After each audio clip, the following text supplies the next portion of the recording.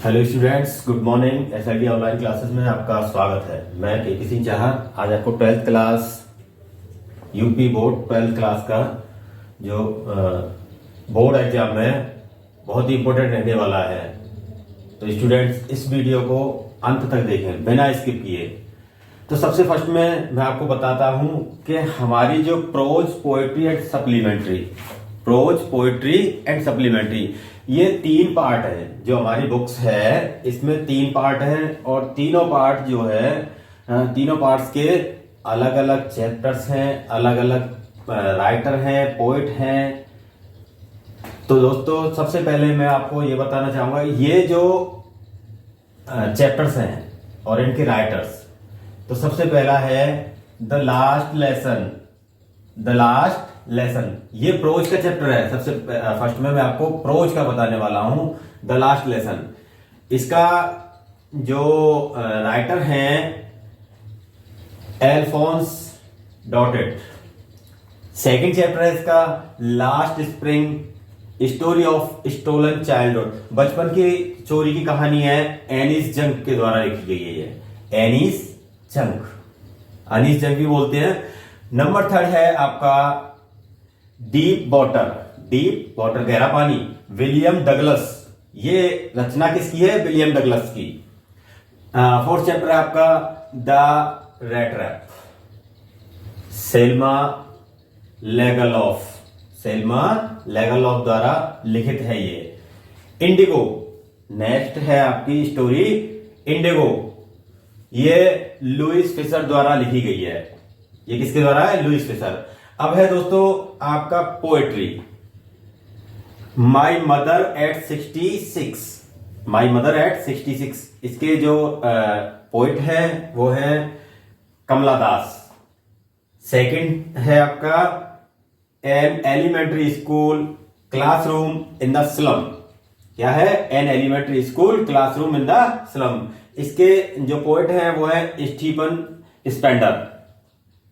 Number 3 है keeping quiet, Pablo Neruda. इसके poet कौन है? Pablo Neruda. नेक्स्ट है आपका अ thing of beauty, John Keats के द्वारा ये पोएम जो है लिखी गई है।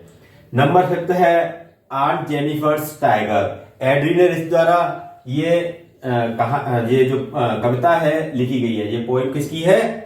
ये किसकी रचना है? Aunt Jennifer's tigers, Adrienne Rich ने लिखी है। अब है आपकी सप्लीमेंट्री रीडर का फर्स्ट चैप्टर है आपका the third level, Jack Finney द्वारा लिखी गई है। द टाइगर किंग ये काल्की के द्वारा लिखी गई है। नंबर 3 है journey to the end of the earth, यात्रा है पृथ्वी के अंत तक की यात्रा। ये लिखी गई है तिथानी दोषी। अब है आगे आपका 4th chapter the enemy, Paul S Buck द्वारा लिखी गई है। अब नंबर 5 है should wizard hit mommy, John Updike द्वारा ये आपकी रचना जो है लिखी गई है। नंबर 6 है on the face of it, Susan Hill. ये रचना है सुसान हिल की। तो स्टूडेंट्स ये मैंने जो बताया आपको 70%, यानी जो आपका कोर्स 70% रिड्यूस है, वो रिड्यूस करके मैंने आपको ये जो है बताया है। आपका ये कोर्स है, ये चैप्टर्स हैं। यही चैप्टर्स जो है आपके बोर्ड एग्जाम में आने वाले हैं। इन्हीं चैप्टर से जो है आपके question answer, long question, short answer and very short answer, multiple choice questions और आपके पोएम्स, सेंटर आइडियाज, सब कुछ इसी में से आने वाला है। तो दोस्तों इस वीडियो को बिना स्किप किए अंत तक देखें। तो स्टूडेंट्स अब नेक्स्ट है आपका जो पेपर का सेटअप है वो है आपका 4 पार्ट्स में डिवाइड होगा। आपका जो पेपर होगा वो 4 पार्ट्स में डिवाइड होगा। नंबर 1 होगा आपका अनसीन पैसेज, यानी सेक्शन ए होगा रीडिंग का अनसीन पैसेज का मतलब है कि जो आपने नहीं देखा है, नहीं पढ़ा है, कहीं से भी आ सकता है, लेकिन इसमें आपको ज्यादा कुछ नहीं करना है। इसी में से पैराग्राफ जो दिया होगा, पैसेज जो दिया होगा, इसी में से आपको क्वेश्चंस जो है पुट अप करने हैं। क्वेश्चंस दिए हैं, उनके आंसर जो है पुट अप करने हैं। सेक्शन बी है आपका राइटिंग का। राइटिंग में क्या क्या है, ये है आर्टिकल, डेस्क्रिप्टिव, आर्ग्यूमेंटेटिव और ऑटोबायोग्राफिकल। ये रचनाएं हैं या आपका ऐसे है, इस टाइप से आपको लिखना है। और इसी में है letter writing, formal, informal letter. Section C है, सेक्शन सी ग्रामर का है। इसमें आपको डायरेक्ट एंड इनडायरेक्ट नरेशन है, सिंथेसिस ऑफ सेंटेंस है, ट्रांसफॉर्मेशन ऑफ सेंटेंसेस है, सिंटैक्स करेक्शन ऑफ सेंटेंसेस है, synonyms, antonyms, homophones, idioms and phrases, translation from Hindi to English. और आपका जो सेक्शन डी है, सेक्शन डी, सेक्शन डी है आपका बुक का, यानी इसमें आने वाला है आपका प्रोज, इसे लिटरेचर भी बोलते हैं। लिटरेचर मीन्स साहित्य। और दूसरा है आपका पोएट्री। और number third supplementary reader.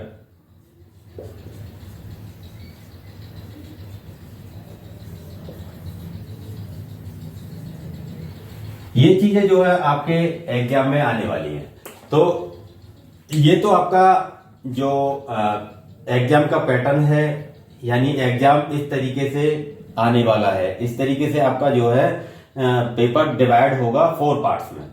Section A, B, C, D, इसका अलग अलग ये मैंने आपको बताया है।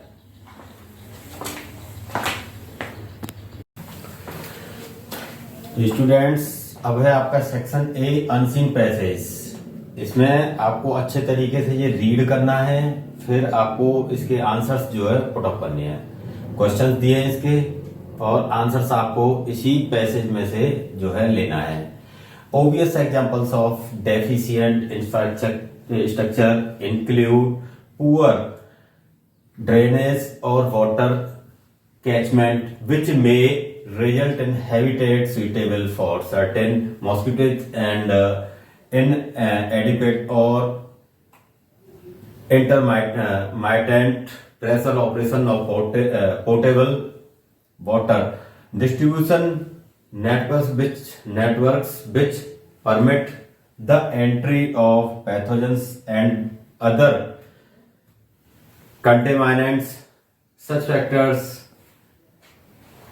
unquestionably increase the prevalence of infectious disease from an engineering perspective.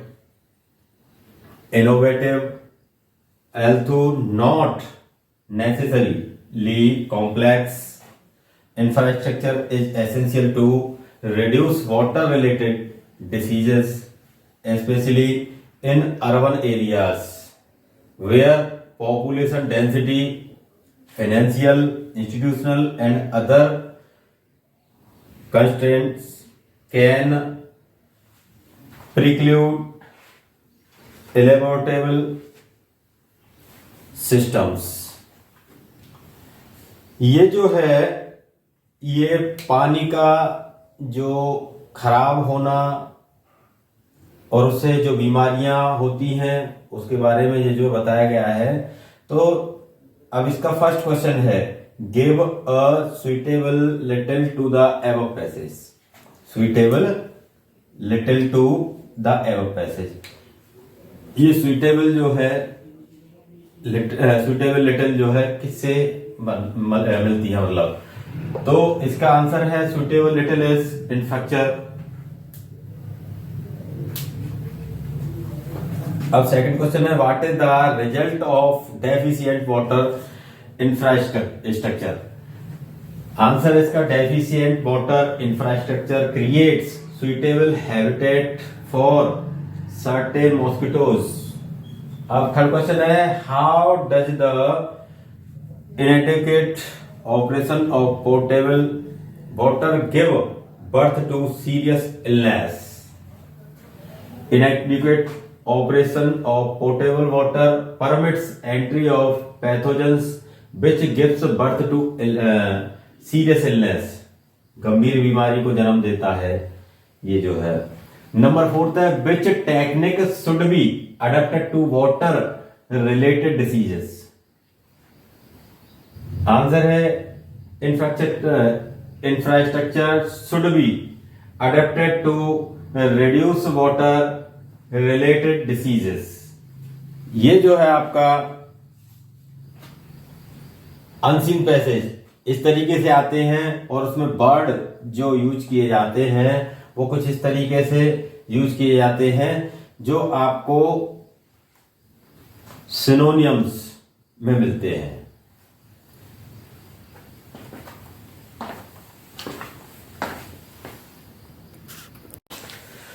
तो स्टूडेंट्स, अब आपका नेक्स्ट सेक्शन है बी, आर्टिकल। इसमें आपके ऐसे आर्टिकल ये सब कुछ आता है।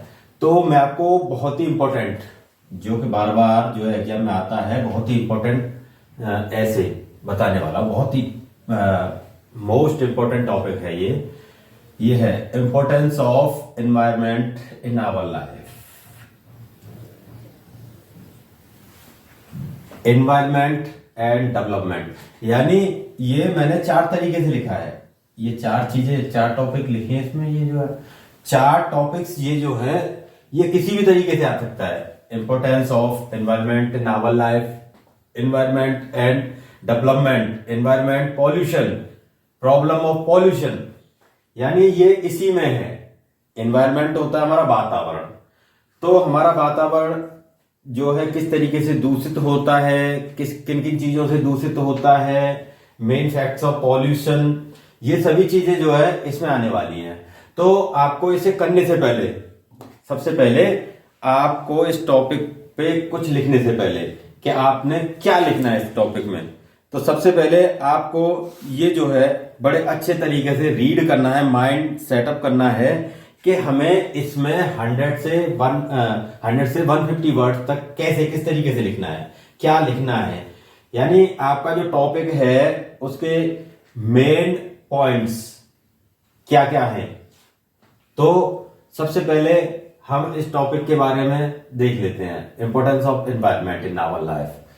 तो अब हम स्टार्ट करते हैं। The life on this earth is sustained by a sort of balance created by nature. However, this balance created by nature is so delicate if a part of it is destroyed, disturbed or damaged, it will be found that the whole is destroyed. तो इसे अच्छे तरीके से आपको सबसे पहले सबसे अच्छे तरीके से समझना है। जो वर्ड्स हम इसमें क्रिएट करने वाले हैं वो किस तरीके से हम इसमें लिखेंगे, क्या क्या लिखना है। तो अपना जो माइंड सेटअप है वो अच्छे तरीके से करना है। चलो आगे बढ़ते हैं। The increasing interference of man with the elements of nature such as air, water, forest, wild life etc. Has greatly disturbed our environment. The result is that we are living in an age of pollution. We breathe polluted air, drink polluted water, eat polluted food, and live in the midst of a polluted environment. तो देखिए ये जो है हर तरीके से आपको इसमें बताया गया है कि क्या क्या चीजें किस किस तरीके से ये पॉल्यूटेड होती है, क्या है। जैसे अब समझ लीजिए पानी है, पानी भी पॉल्यूटेड है, एयर पॉल्यूटेड है, यानी पॉल्यूशन जो होता है वो किसी से भी हो सकता है। तो नेक्स्ट, ह्यूमन सर्वाइवल में entire life spectrum and progress are at stake due to this all pervading pollution. Who is responsible for this? It is said to that developed countries are the most responsible. देखिए जो developed country हैं, सबसे पहले इसमें क्या कुछ चीजें पूछी गई हैं, यानी इसका जो है जिम्मेदार कौन है, किसका, पॉल्यूशन का जिम्मेदार हम सभी हैं, पॉल्यूशन के जिम्मेदार तो। और सबसे पहले जो डेवलप्ड कंट्री हैं वो सबसे ज्यादा रेस्पॉन्सिबल है, जो विकसित देश है वो सबसे ज्यादा जो है जिम्मेदार है। Expert say that India has 21% of its total area under forest against 33% illegal fellings of trees by forest contractors in league with the official and politicians is going on unchecked। देखिए इसमें क्या है, expert says that the India has 21% of its total area under forest, 33% illegal felling of, यानी जो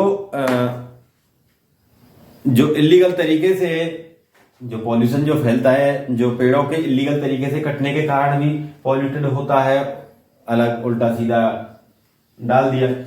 our wild life is being recklessly destroyed for selfish ends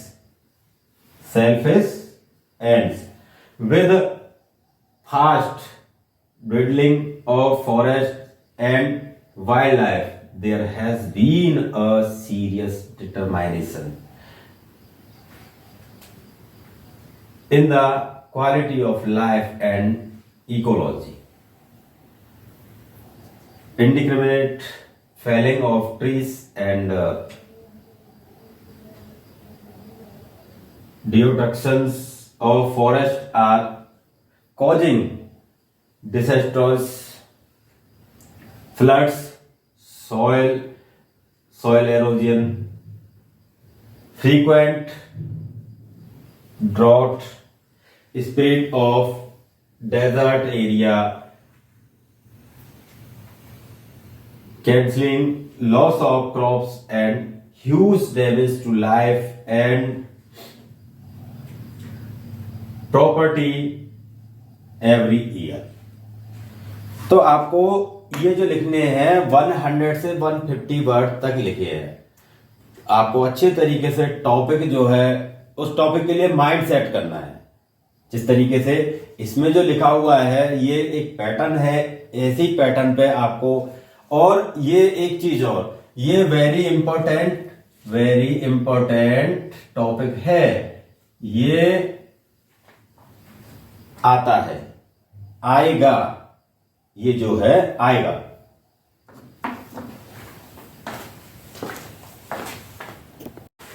तो students इसी section का letter writing है, सेक्शन बी का letter writing. मैंने ये जो लिखा है, letter to the editor of Times of India, Times of India के एडिटर को लेटर लिखना है। तो सबसे पहले जो हम लिखना चाहते हैं, जो कोई हमारा सब्जेक्ट है, जिस किसी को भी लिखना चाहते हैं, उसका जो है पूरा एड्रेस लिखना है। तो F112 112 कैलाश कॉलोनी आगरा, 20 दिसंबर 2022।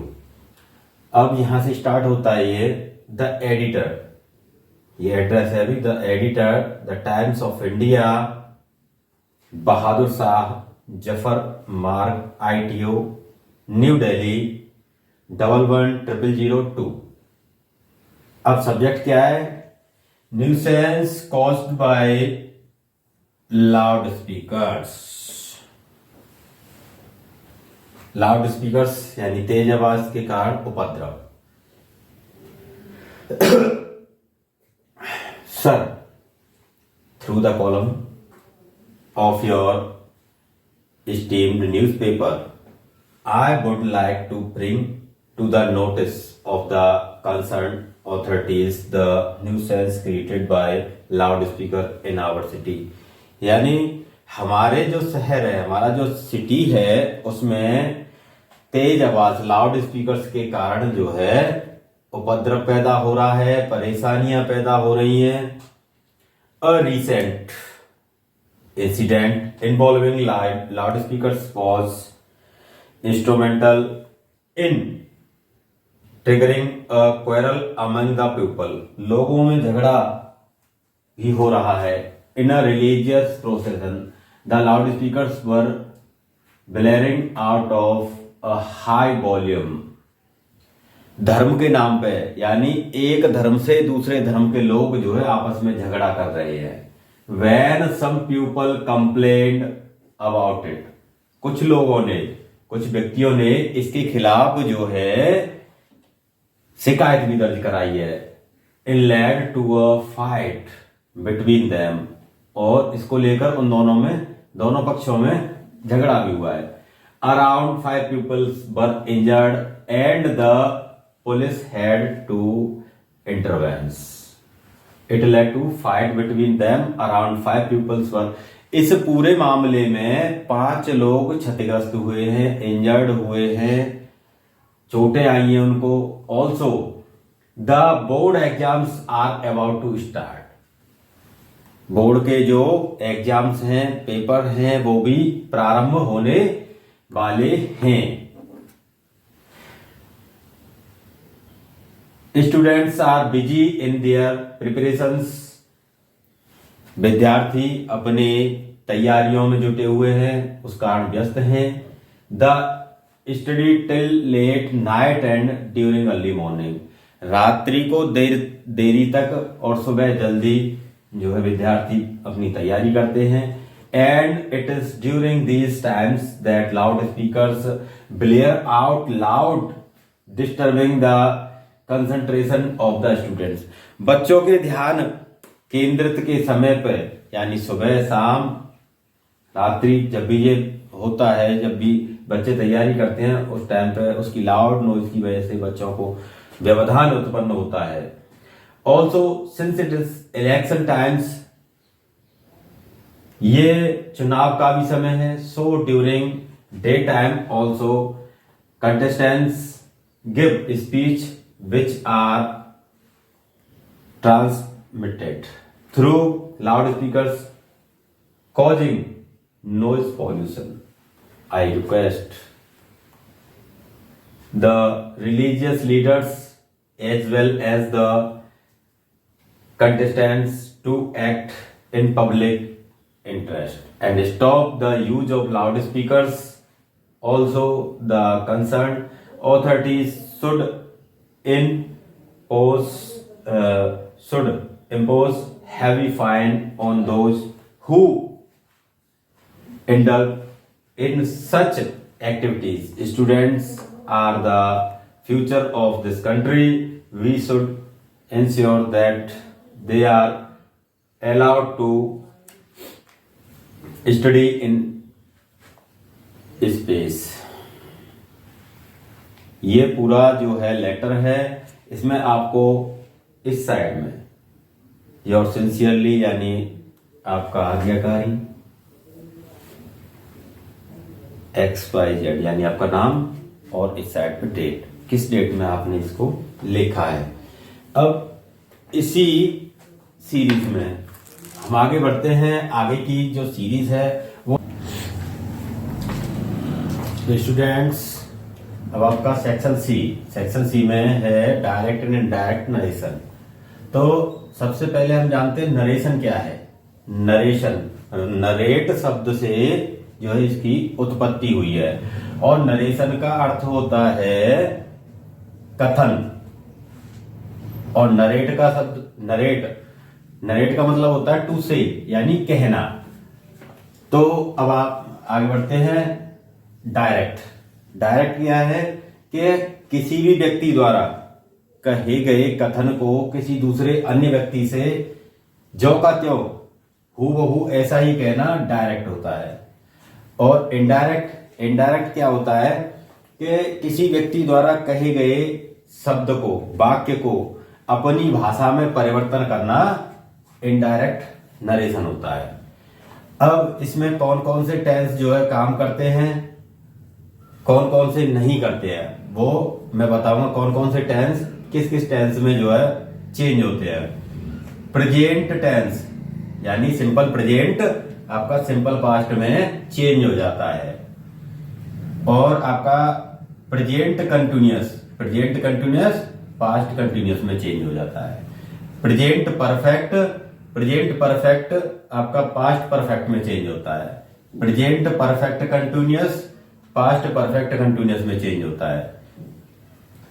सिंपल पास्ट परफेक्ट में चेंज होता है।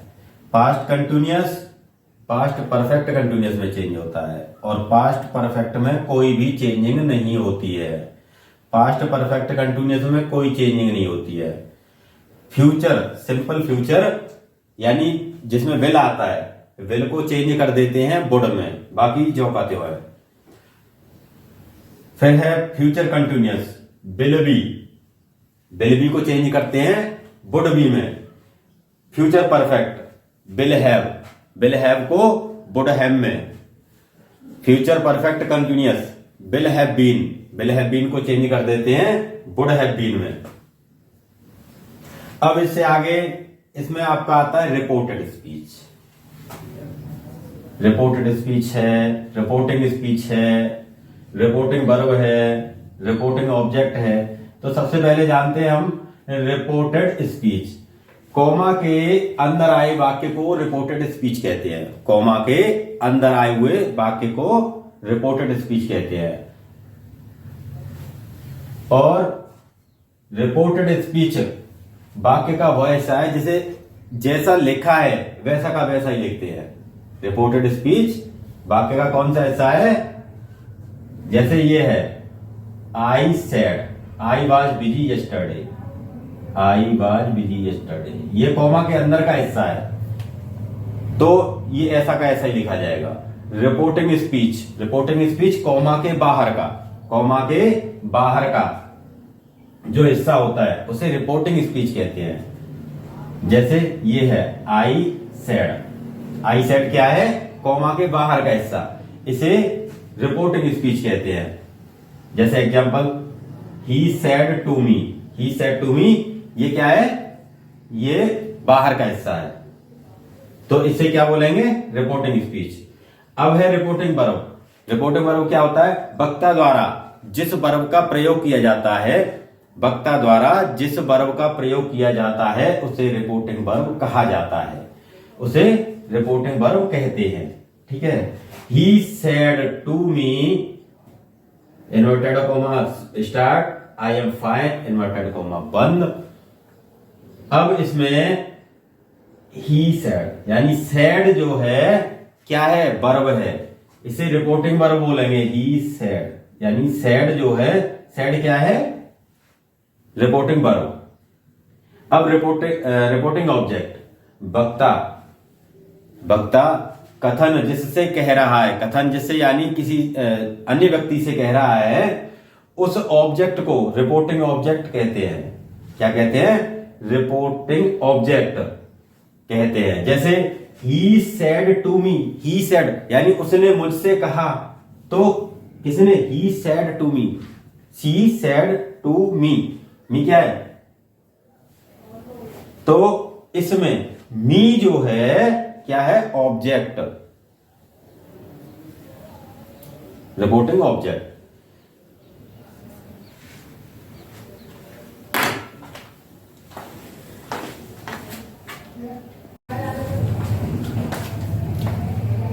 स्टूडेंट्स, अब हम डायरेक्ट स्पीच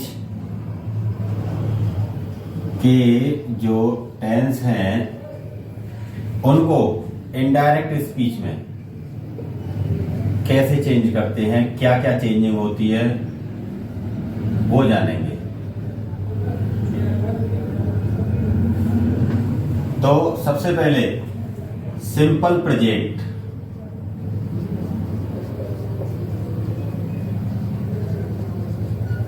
सिंपल प्रेजेंट का रूल है सब्जेक्ट प्लस वर्ब की फर्स्ट फॉर्म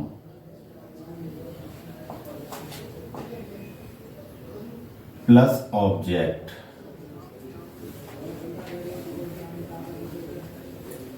इसको पास्ट सिंपल में चेंज करते हैं। Subject plus V2 plus object.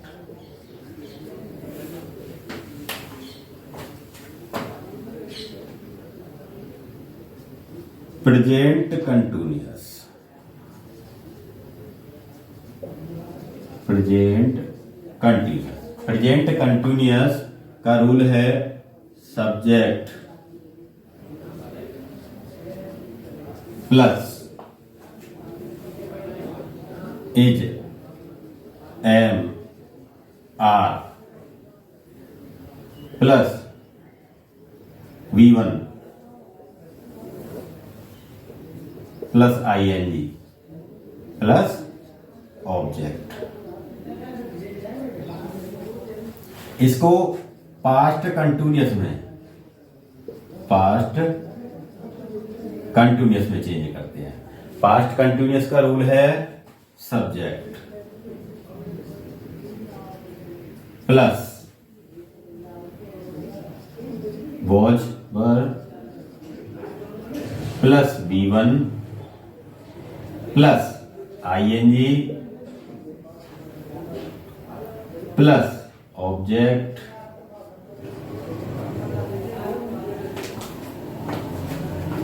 अब है present perfect.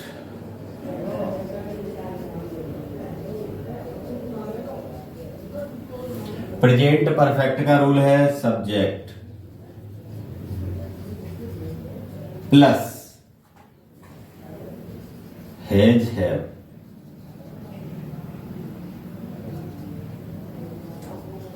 Plus V3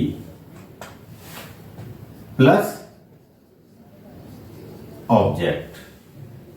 subject plus has have plus V3 plus object. इसको चेंज करते हैं पास्ट परफेक्ट में।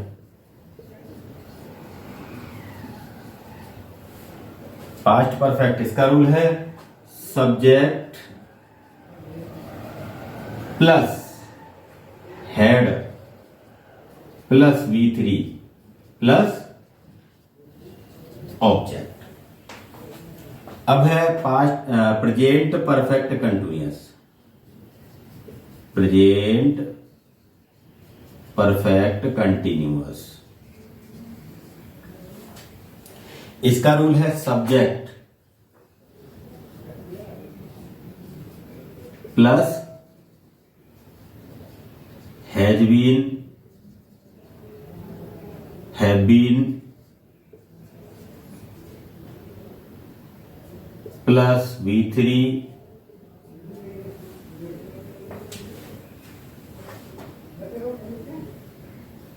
V1 plus ING plus object.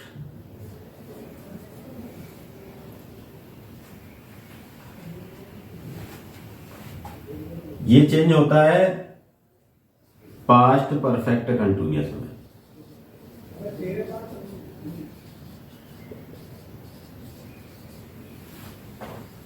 ये किसमें चेंज होता है?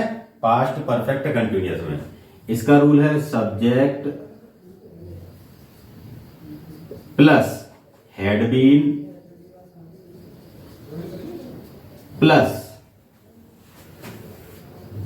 V1 plus ING plus object.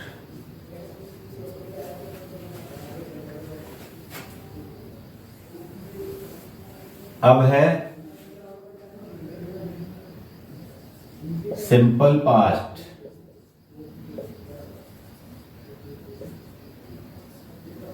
Simple past change होता है पास्ट परफेक्ट में।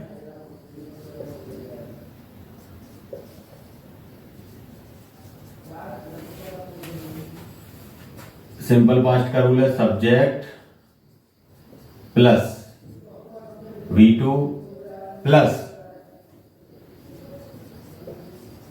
ऑब्जेक्ट। पास्ट परफेक्ट का रूल है subject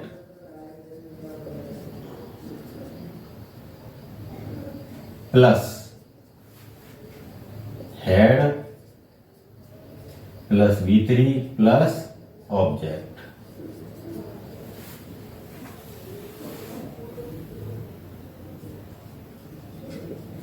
past perfect, past perfect change होता है आपका पास्ट परफेक्ट कंटिन्यूअस में।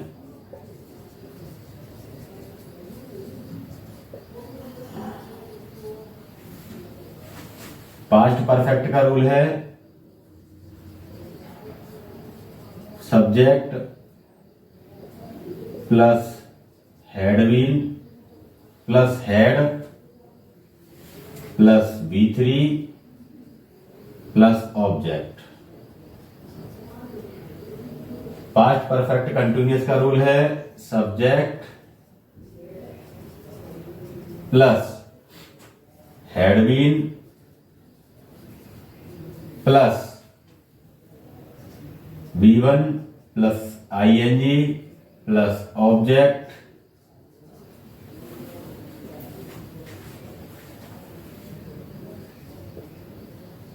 Simple future,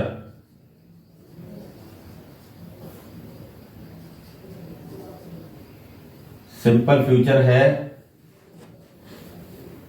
subject plus will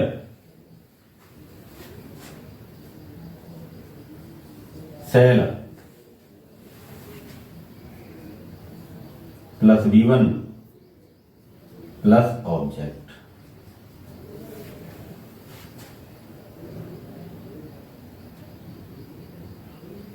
ये चेंज होगा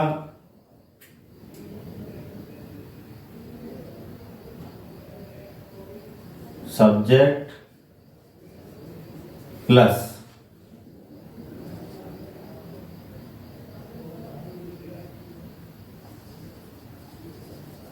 शुड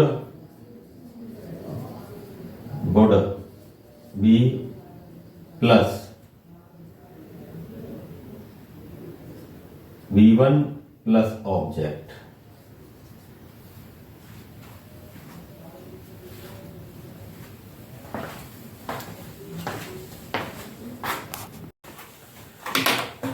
अब हैं स्टूडेंट्स विलोम शब्द यानी एंटोनियम्स। एंटोनियम्स यानी उल्टा, जैसे ब्लैक का white,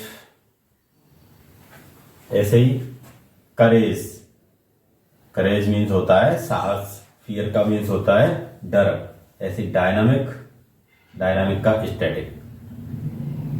ancestor progeny, abstract concrete, adversity prosperity, ambiguous clear, barren fertile, fresh stale, might weak, mayor recover, smooth rough, plenty scarce, precious worthless, rigorous soft, severe mild, triumph failure, honour dishonour, frown good look, wild civilised, vacant occupied. यानी ये जो हैं important एंटोनियम्स हैं, और ये जो है change हो सकते हैं, ये वर्ड में आ जाएगा, ये एंटोनियम में आ जाएगा। अभी तो ये वर्ड है यहां पे और ये एंटोनियम है। Word antonym. एग्जाम में ये जो है चेंज भी हो सकता है, ये जो है वर्ड बन जाएगा, ये एंटोनियम।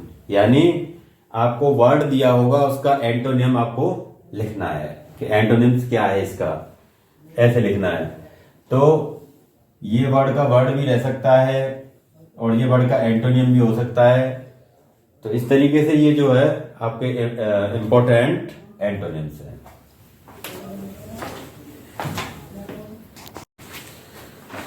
तो स्टूडेंट्स, अब हम डायरेक्ट स्पीच से इनडायरेक्ट स्पीच में सेंटेंस को चेंज करना सीखेंगे। कौन से टेंस में कौन सा वर्ब यूज होता है और उसे चेंज करेंगे तब कौन सा वर्ब यूज होगा, ये सभी चीजें हम जानने वाले हैं। जैसे he said,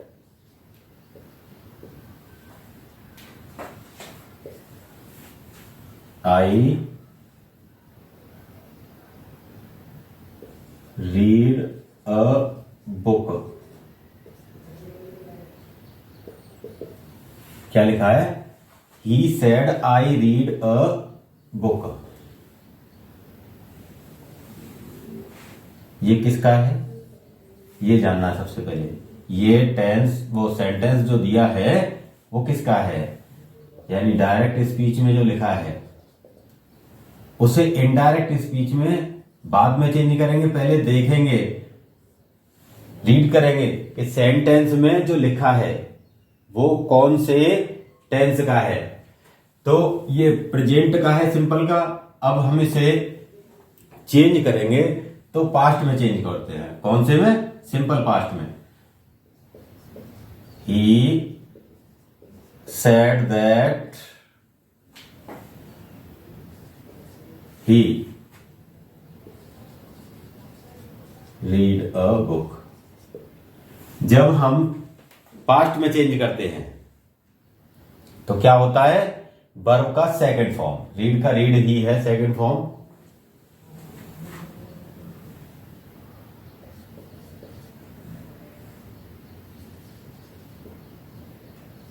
He said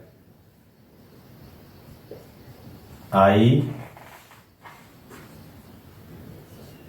buy fruits।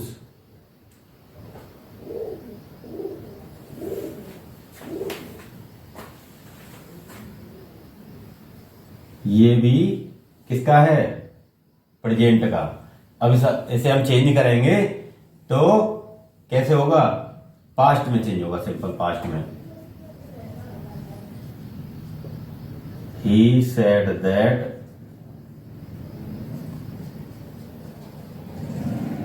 he bought fruits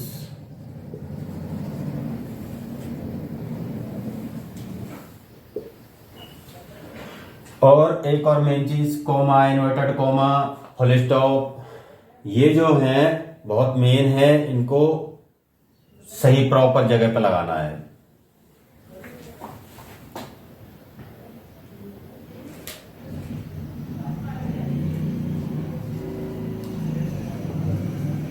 You said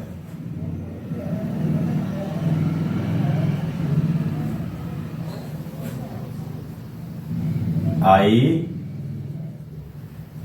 do not play।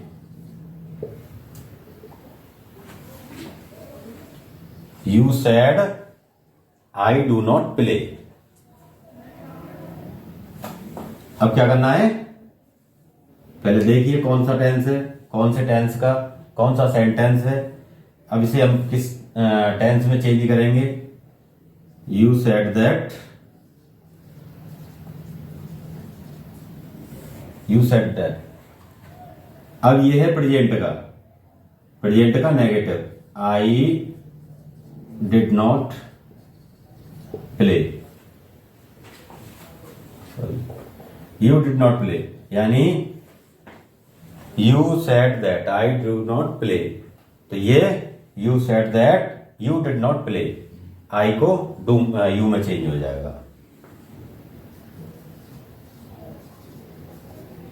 He said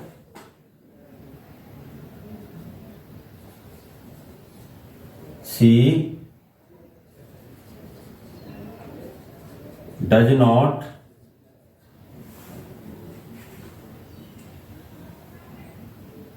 go to market।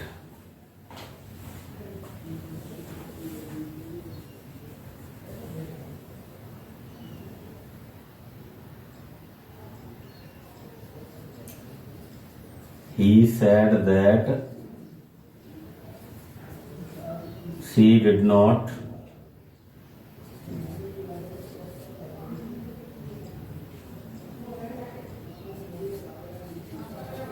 go to market.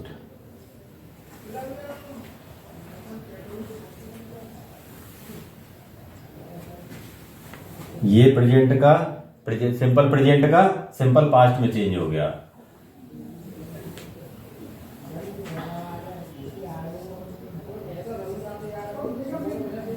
He said,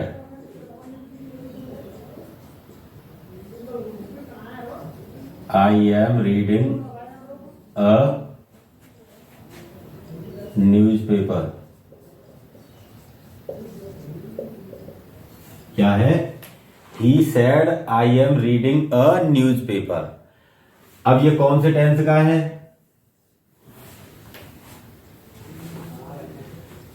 present continuous. Present continuous को किस में चेंज करते हैं? पास्ट कंटिन्यूअस में। He said that he was reading a newspaper.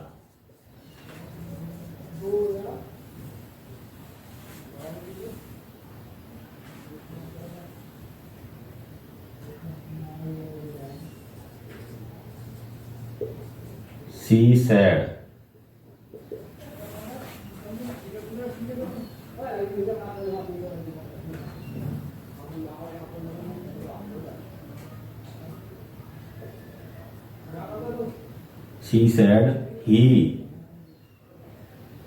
is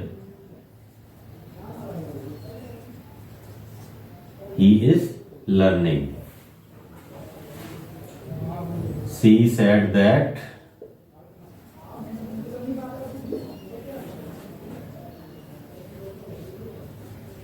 she was learning.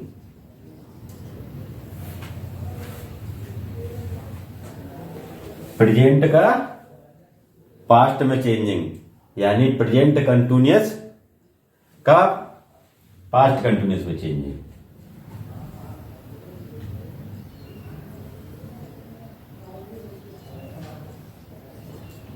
She said,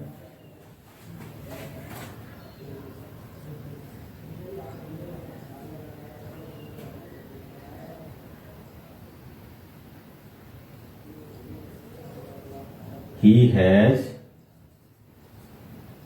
8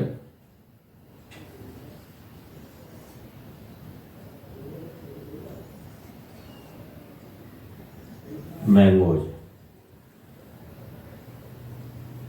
He has eaten mangoes.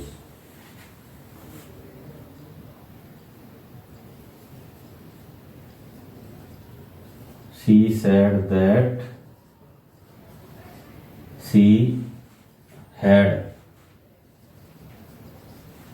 eaten mangoes. ये है past present perfect. Present perfect को किस में चेंज करते हैं? पास्ट परफेक्ट में। He said, I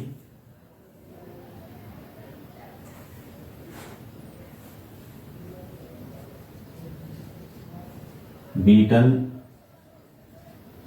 a boy. He said,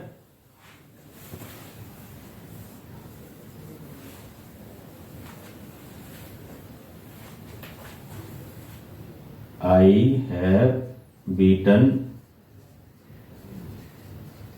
a boy. Present का perfect है, इसे पास्ट परफेक्ट में चेंज करेंगे। He said that I had beaten a boy. ये पास्ट प्रेजेंट परफेक्ट से पास्ट परफेक्ट में चेंजिंग है।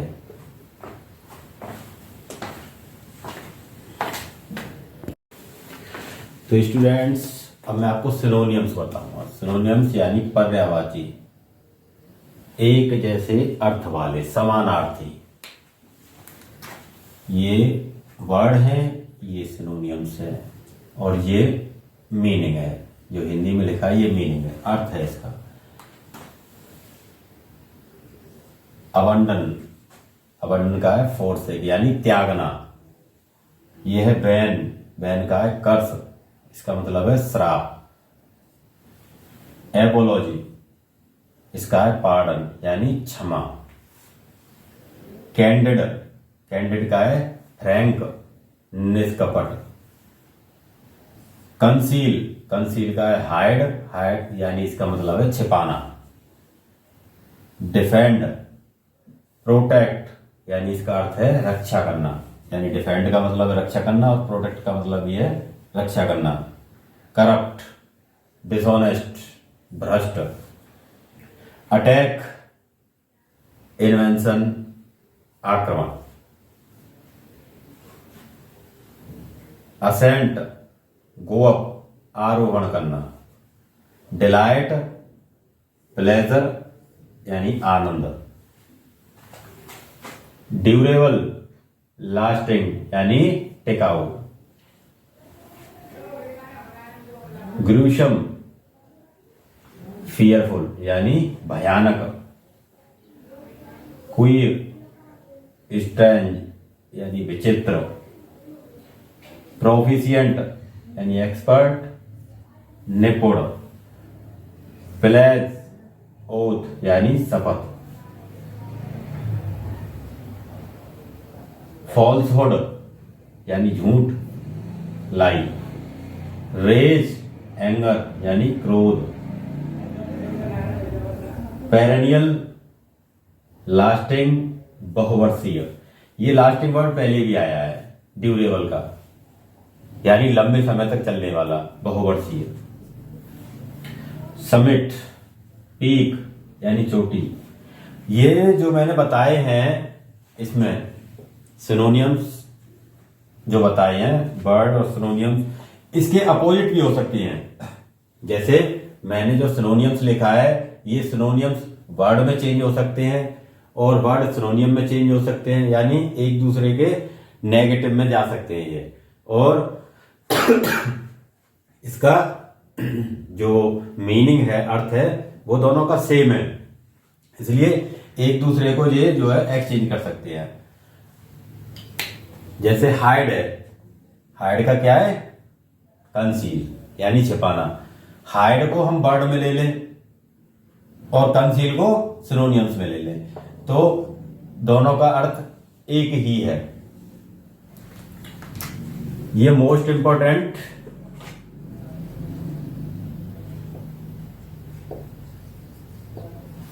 सिनोनियम्स हैं।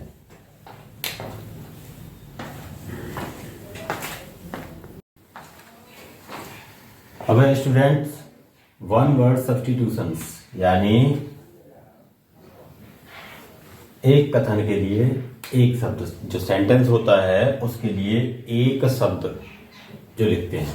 जैसे ये है कैटालॉग, कैटालॉग मतलब अ लिस्ट ऑफ बुक्स, सूची पत्र, जो जैसे हम लिखते हैं ना विषय सूची, एक सब्जेक्ट में, जैसे हिंदी का सब्जेक्ट है उसमें 18 अध्याय या 15 अध्याय, तो ऐसे ये सूची पत्र होता है, अ लिस्ट ऑफ बुक्स, इसे क्या बोलेंगे, कैटालॉग।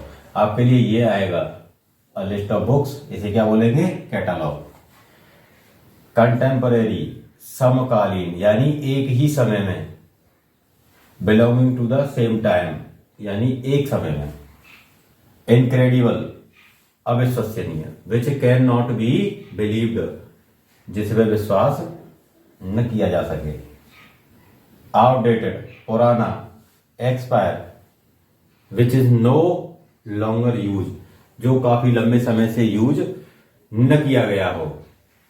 इलिटरेट, अनपढ़। Person who can neither read nor right, यानी जो व्यक्ति न लिखना जानता हो न पढ़ना जानता हो, उसे बोलते हैं अनपढ़, इलिटरेट। ट्विन, ट्विन का मतलब होता है जुड़वा, एक ही समय में पैदा हुआ। वन ऑफ टू चिल्ड्रन और animals born at same birth. किसी का भी बच्चा हो जो एक समय में पैदा हुआ हो, चाहे जानवर का हो चाहे व्यक्ति का हो, एक समय में पैदा हुआ, यानी एक समय में पैदा हुए दो बच्चे, वो क्या कहलाते हैं? Twin. One of two children और animals born at same time. Widow, विधवा, a woman whose husband had dead. वो औरत जिसका पति मर चुका हो उसे बोलते हैं विडो। एनिवर्सरी, वर्षगांठ, जो वर्ष में एक बार आती है, ईयरली होता है। Yearly return of the date of an event, किसी भी घटना की डेट या किसी भी इवेंट की जो डेट है साल में एक बार आए उसे वर्षगांठ कहते हैं। Yearly return of the date of the an event. Audience, श्रोतागण, ऑडियंस होता है श्रोतागण, सुनने वाला। असेंबली ऑफ हियरर्स, यानी सुनने वालों का सभा, सुनने वालों की सभा को क्या बोलते हैं? ऑडियंस। ऑटोबायोग्राफी, ऑटोबायोग्राफी होती है आत्मकथा, the life story of a person written by himself, किसी व्यक्ति की खुद के द्वारा लिखी गई कहानी या खुद की जीवनी को ऑटोबायोग्राफी कहते हैं। लाइफ यानी जीवनी, लाइफ स्टोरी, जीवनी। ये जो है most important one word substitutions हैं, इनको आप अच्छे तरीके से रीड करिएगा।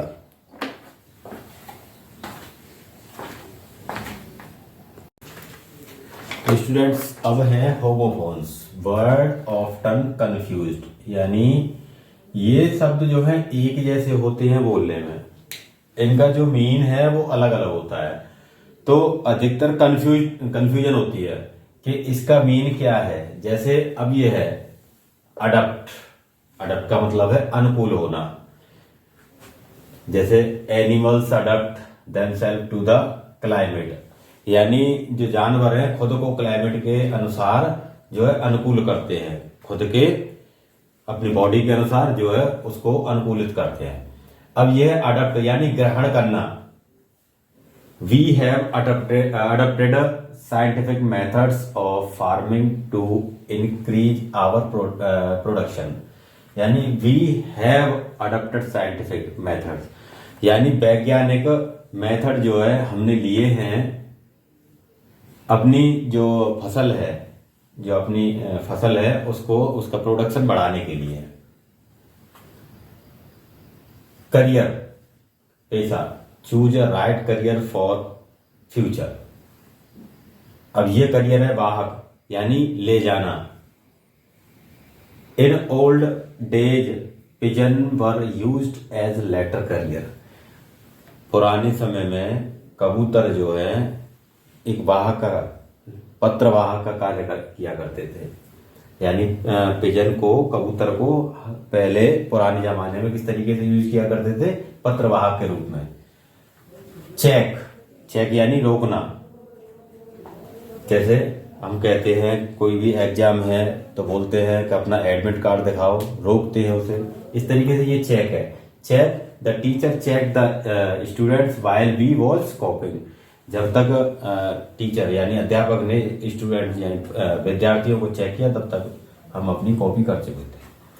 चेक, ये चेक है बैंक वाला, CHEQUE, यानी बोलने में जो हमारा प्रोनाउंसिएशन है वो तो सेम एक जैसा है लेकिन स्पेल दोनों का अलग अलग है।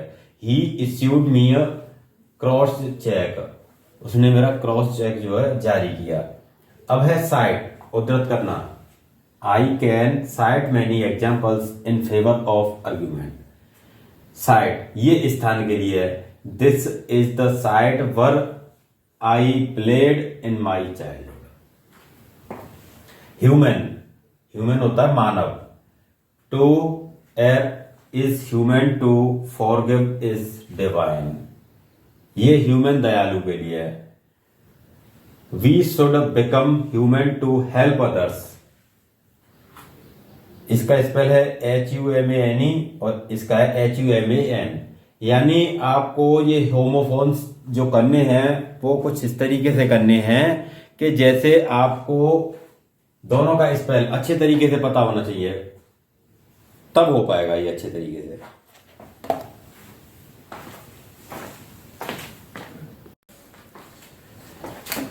अब है next students, translate into English, अंग्रेजी में अनुवाद। तो सबसे पहले हमें अपना जो ट्रांसलेट करने के लिए हमें पैराग्राफ या जो कोई भी टॉपिक दिया है उसमें हमें सबसे पहले अच्छे तरीके से पढ़ना है और फिर उसमें देखना है कि हमारा जो सेंटेंस है वो कौन से टेंस से लिया गया है, कौन सा टेंस हो रहा है उसमें। अब ये है, मुंशी प्रेमचंद एक महान साहित्यकार थे। मुंशी प्रेमचंद एक महान साहित्यकार थे, यानी ये जो है पास्ट का है। Munshi Premchand was a great writer. उनका जन्म लम्ही नामक ग्राम में हुआ था। उनका जन्म लम्ही नामक ग्राम में हुआ था, यानी इसमें भी पास्ट टेंस है। He was born in a village named Lamhi. एक साधारण परिवार में जन्म लेकर भी उन्होंने पूरे विश्व में अपना नाम रोशन किया। एक साधारण परिवार में जन्म लेकर भी उन्होंने पूरे विश्व में अपना नाम रोशन किया, ये भी पास्ट का है। In spite of taking birth in a ordinary family he made his name famous worldwide. संपूर्ण विश्व में उन्होंने अपना वर्ल्ड वाइड यानी संपूर्ण विश्व में, in spite of taking birth in a ordinary family, he made his name famous worldwide. Hindi तथा उर्दू दोनों भाषाओं पर उनका समान अधिकार था। हिंदी तथा उर्दू, ये भी पास्ट का है। हिंदी तथा उर्दू दोनों भाषाओं पर उनका समान अधिकार था। He had equal command on both Hindi and Urdu languages. उपन्यास तथा कहानियां लिखने में माहिर थे। उपन्यास तथा कहानियां लिखने में माहिर थे। He was an expert in writing novels and stories. उनके उपन्यासों में भारतीय समाज का अनोखा वर्णन मिलता है। उनके उपन्यासों में भारतीय समाज का अनोखा वर्णन मिलता है। His novels provide unique description of Indian society, Bharatiya Samaj.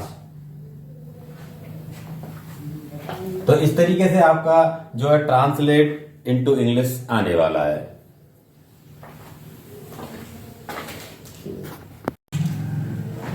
अब है आपका सेक्शन डी। इसमें आपको बुक्स जो है prose, poetry and supplementary reader, ये जो है आपको मिलेगी। तो इसमें सबसे पहले है आपका शॉर्ट आंसर टाइप क्वेश्चन, यानी शॉर्ट आंसर जो आपके मिलेंगे। तो सबसे फर्स्ट क्वेश्चन है, what tempted friends to and run away and spend the day outdoors, day out of doors. It was so warm and bright. The birds were chirping at the edge of the woods. In the open field, the Prussian soldiers were drilling. These things were all much more tempting than the rule of participle at school. Question number 2. What does M. Hamel say about the French language? M. Hamel ने यानी mister हैमल ने French language के बारे में क्या कहा? Mister हैमल says that French is the most beautiful language in the world. क्या कहा था मिस्टर हैमल ने? कि जो फ्रेंच लैंग्वेज है वो संसार में बहुत ही अच्छी भाषा है। It is the clearest and the most logical So they must guard it among them and never forget it. अब नेक्स्ट क्वेश्चन है, what is Saheb looking for in the garbage dumps? Where is he and where has he come from? Saheb looking for gold, coins, rupees, notes and other useful objects in the garbage dumps. He is living in Simapuri in Delhi. He has come from Bangladesh. कहाँ से आया था साहब? बांग्लादेश से. Why was Douglas determined to get over his fear of water? Douglas was determined to get over his fear of water because it ruined his fishing trips and deprived him of the joy of canoeing, boating and swimming.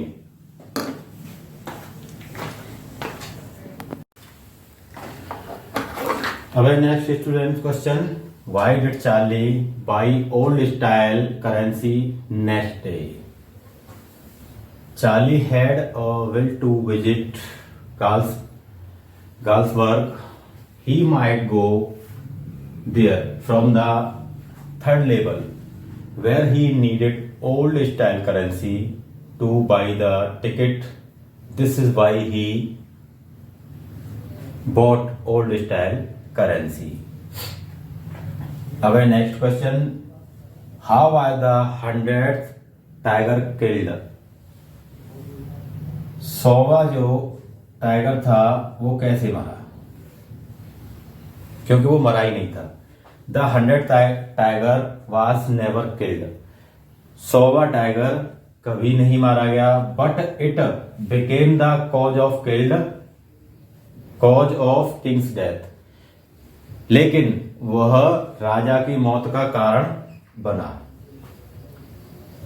Next question है, what will doctor Sadao and his wife do with the man? What will doctor Sadao and his wife do with the man? Sadao और उनकी wife ने व्यक्ति के साथ क्या किया? Doctor Sadao will inject the medicine of a small viral into the man's left arm. व्यक्ति के लेफ्ट आर्म में उन्होंने इंजेक्शन दिया वायरल का. Hannah will feel compelled to apologize and serve him herself because no servant would enter the room. अब है next question, what is the logic by which according to Joe the wizard should hit mommy? Joe thought the wizard and had great power of magic. He should have hit mommy when she hit her umbrella right over his head.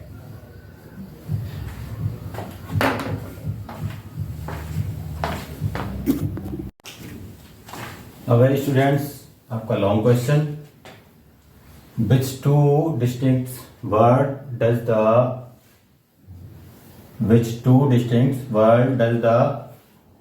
author notice in the bangle making industry?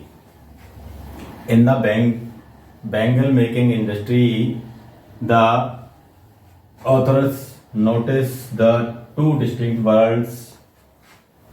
She sees one of the family of the workers caught in a web of great poverty.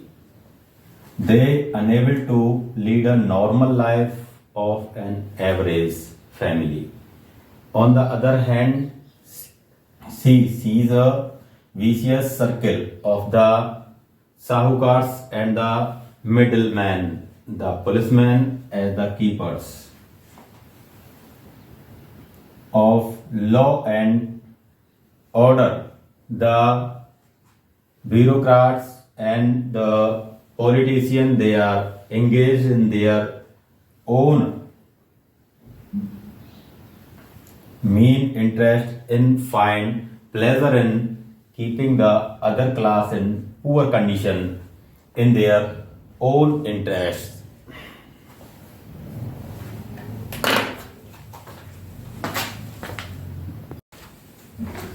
तो students, अब है आपका central idea यानी केंद्रीय भाव। यह है poem a thing of beauty. इसका central idea, the poet John Keats in his poem A Thing of Beauty tells that the beautiful things are the sources of joy and happiness. Therefore, beautiful things are worth treasuring with the passing of time. The sweet recollections of beauty become more joyful. Creations of God provide energy and happiness. Things around us make us feel happy. ये important central idea है। ये दोनों central idea जो मैं बता रहा हूं, ये दोनों मोस्ट इम्पोर्टेंट है। अब सेकंड है my mother eight 66। The poem My Mother at 66 is composed by Kamala Das. Mother of the poetess is passing through her old age. जो कवि है अपनी माँ की एज की जैसी एक ओल्ड लेडी के पास से गुजरती है। She fears of her and feels that her mother will die very soon. वो उसके पास से जब गुजरती है तो वो क्या महसूस करती है कि उसकी माँ बहुत जल्दी मर जाएगी। She looked out of her car on the way to divert her attention from her fear. She looked that life is full of activities. The young trees appeared to be running fast. Children were very happy. After the airport security checked, the poetess looked at her mother, who was weak and broken in health. The poetess hardly expected to see her again. Hiding her fear, she said, "See you soon, Amma." On the other hand, mother got satisfaction to bid the poetess farewell.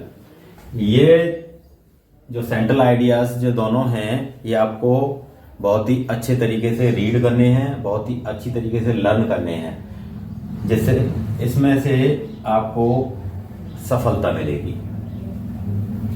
तो students, ये video हमारी कैसी लगी तो हमारे YouTube channel SLD online classes को like करें, share करें और कमेंट करें।